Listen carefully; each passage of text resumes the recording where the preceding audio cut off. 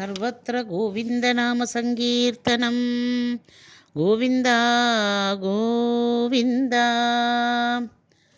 ദശകം 72. അക്രൂരാഗമനം. കംസോധനാരദഗിരാം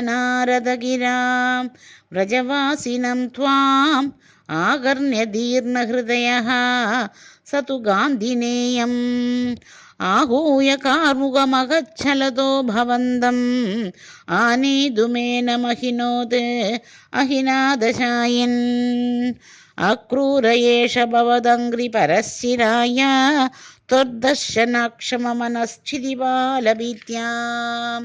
तस्याज्ञनैव पुनरीक्षितुमुद्यतस्त्वाम् आनन्दभारम्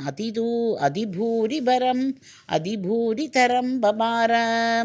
सोऽयं रथेन सुकृती भवतो निवासं गच्छन् मनोरथगणांस्त्वयि धार्यमाणान् आस्वादयन् मुहुरपायभयेन दैवं सम्प्रार्थयन् पदि न किञ्चिदभिव्यजानात् द्रक्ष्यामि वेदशतगीतगतिं पुमांसं स्पृश्यामि किं स्विदपि नाम परिष्वजेयाम् किं वक्ष्यतेन खलु मां कोनु वीक्षितः स्यात्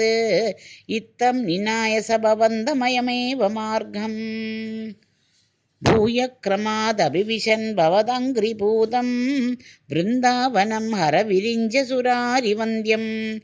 आनन्दमग्नैव लग्नैव प्रमोहे किं दशान्तरम् अवापनपङ्कजाक्षाम् पश्यन् अवन्दत भवद्विहृदिस्थलानि पांसुष्वेष्टत भवच्चरणाङ्गितेषु किं ब्रूमहे बहुजनाहि तथा विजाता एवं तु भक्तितरला विरला परात्मन् सायं स गोपभवनानि भवच्चरित्रगीतामृतप्रसृतकर्णरसायनानि पश्यन् प्रमोदसरिदेव किलोक्यमानो गच्छन् भवद्भवनसन्निधिम् अन्वयासीत् तावत् ददर्श पशुदोह विलोकलोलं भक्तोत्तमागतिम् इव प्रतिपालयन्तम् भूमन् भवन्तमयम् अग्रजवन्दम् अन्तर्ब्रह्मानुभूति रससिन्धुम् इवोद्भवन्तम् सायन्दनाप्लव विशेष विविक्तगात्रौ दौपीदनील रुचिराम्बरलोभनीयो नादिप्रपञ्चधृतभूषणचारुवेषो मन्दस्मितार्धवदनौ स युवां ददर्श दूराद्रदात् समवरुह्य नमन्दमेनम् उत्थाप्य भक्तकुलमौलिम् अदोद्बहूगूहन् हर्षात् विदाक्षरगिराः कुशलानुयोगी पाणिं प्रगृह्य सबलोदगृहान् निनेधाम् नन्देन साकम् अमितादरम् अर्चयित्वा